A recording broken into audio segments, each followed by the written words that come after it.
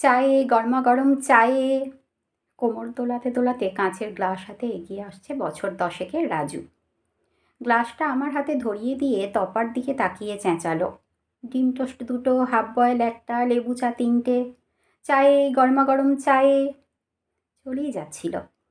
হাত নেড়ে আমি রাজুকে ডাকলাম। পাখি পড়ানোর মতো গড়গড়িয়ে বলে গেল, মালাই টোস্ট, ডিম টোস্ট, পোচ, স্পেশাল ঘুগনি, লাড্ডু, বিস্কুট, কী চাই তাড়াতাড়ি বলো, রাজুর কাছে অত সময় নেই। আমি বললাম, সময় নেই কী রে, তুই যে দেখছি প্রধানমন্ত্রীর চেয়েও ব্যস্ত মানুষ। অফিস ছুটির আনন্দে আজকে তপার দোকানে জমিয়ে বসেছি। গল্প হবে, সঙ্গে তপার হাতের স্পেশাল চা। জিভে দিলে মন পুরো খুশ হয়ে যায়। রাজুর দিকে তাকিয়ে হাসলাম। বললাম, জানিস আজকের দিনে সব্বার ছুটি কেন? তোদের মতো শ্রমিকদের জন্য। আজকের দিনটায় আমেরিকার শিকাগো শহরের হে মার্কেটে একদল মেহনতি মানুষ নিজেদের অধিকারের জন্য লড়াই করতে গিয়ে পুলিশের হাতে গুলিবিদ্ধ হয়েছিল। পরবর্তীকালে সেই আন্দোলনের জের দেশে দেশে শ্রমজীবী মানুষদের মধ্যে ছড়িয়ে পড়ে। মেহনতি মানুষের আন্দোলনকে স্বীকৃতি দিতেই আজ বিভিন্ন দেশে মে দিবস পালিত হয়। তাই ভাবছিলাম আন্তর্জাতিক শ্রমিক দিবসে তোর সঙ্গে কিছু কথা বলি। আয় বস। একগাল হেসে রাজু বলল, দাঁড়াও, আগে চা টোস্টগুলো দিয়ে আসি। তপাদা কি বলে জানো তো, খদ্দের লক্ষ্মী, খদ্দেরকে কখনো অপেক্ষা করাতে নেই।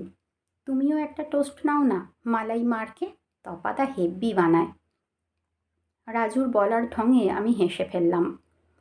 হাসতে হাসতে মুগ্ধ চোখে দেখলাম অত ছোট্ট ছেলেটা 2 হাতে কেমন ব্যালেন্স করে এগ টোস্ট আর মালাই টোস্ট বেঞ্চিতে বসা খদ্দেরের হাতে হাতে পৌঁছে দিচ্ছে। এতদিন এখানে চা খাই, কোনোদিন ছোট দুটো হাতের কারিকুরি লক্ষ্য করিনি তো। তপাকে উদ্দেশ্য করে বললাম, দুটো স্পেশাল মালাই টোস্ট দিস তো, সঙ্গে একজোড়া সন্দেশ বিস্কুট। তপা অবাক হলো। বলল, তুমি তো কোনোদিন এত কিছু খাও না জগাদা, হঠাৎ কি হলো আজ? বৌদির সঙ্গে ঝগড়া করেছো বুঝি? ঝগড়া টগড়া কিচ্ছু হয়নি, তুই বানা তো আগে, ভালো করে বানাবি। মুচকি হেসে রাজুর ভঙ্গিতে বললাম, মালাই মারকে। আপাতত বেঞ্চি ফাঁকা। যত্ন করে মালাই টোস্ট বানিয়ে চিনির দানা ছড়িয়ে তপা রাজুর হাতে দিল। 2 প্লেট মালাই টোস্ট নিয়ে নাচতে নাচতে আসতেই চুপচাপ আমি একটা প্লেট রাজুর হাতে ধরিয়ে দিলাম।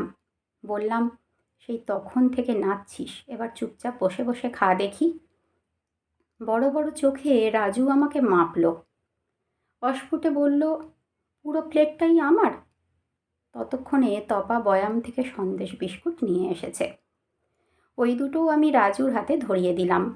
নে, এগুলোও তোর। ভয়ে ভয়ে তপার দিকে তাকালো রাজু। সে চোখে প্রশ্রয়ের হাসি। বিন্দুমাত্র অপেক্ষা না করে গোগ্রাসে খেতে শুরু করে দিল। কয়েক মুহূর্ত আমার দিকে একদৃষ্টে তাকিয়ে তপা বলল, একটু আগেই শ্রমিক দিবসের কথা বলছিলে না জগাদা? আমি বললাম, তুই শুনতে পেয়েছিলি? তখন তো দেখলাম এক মনে ডিম টোস্ট ভাজছিস। দোকানদারি করতে করতে কান পাতার অভ্যেস হয়ে গেছে জগাদা। রাজুর মাথায় হাত বুলিয়ে তপা বলল, আসলে কি বলো তো, সবই ধোঁকা। এই যে দিবস উপলক্ষে সব কলকারখানা ছুটি, মেহনতি মানুষের সমাবেশ, শ্রমিকদের অধিকার নিয়ে গাল ভরা ভাষণ, ইউনিয়নের মিছিল, শ্রমিক শ্রেণীর উন্নয়নের জন্য রকমারি কর্মসূচি গ্রহণ, ওসব শেষ পর্যন্ত ওই একটা দিনই আটকে থাকে। আদতে কিছুর পরিবর্তন হয় না। সংগঠিত ক্ষেত্রগুলোতে হয়তো কিছুটা পরিবর্তন হয়, কিন্তু অসংগঠিত ক্ষেত্রে মালিক শ্রমিক বিভাজন বাড়তেই থাকে। মানসিকতার পরিবর্তন কি এত সহজে আসে জগাদা? আসল তফাৎ তো মানসিকতায়।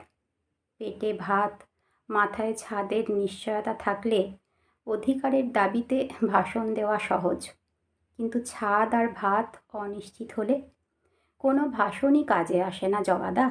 খিদে বড় ভয়ঙ্কর জিনিস, এ জীবনে কম তো দেখলাম না। ততক্ষণে রাজুর খাওয়া শেষ। মুখে চোখে তৃপ্তির ঝিলিক।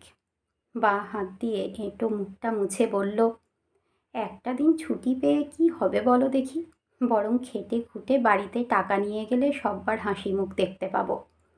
8 ঘন্টা কাজ করার থেকে 12-14 ঘন্টা কাজ করলে লাভ আমার। সবার পেটে ভাত।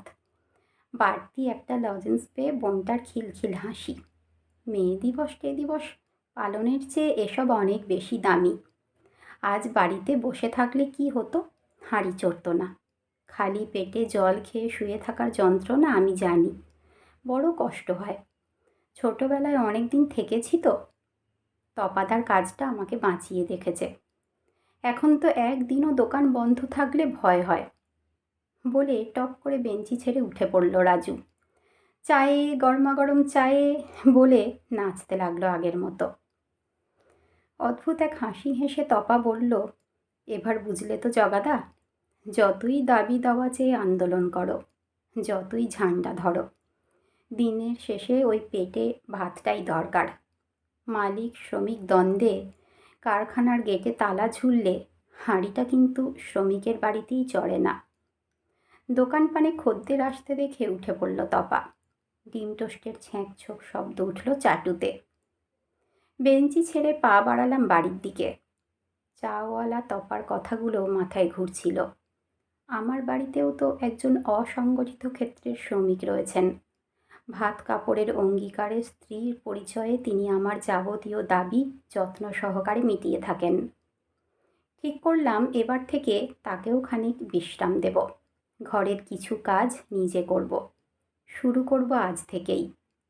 রাতের ডিনারটা নিজে হাতে বানিয়ে।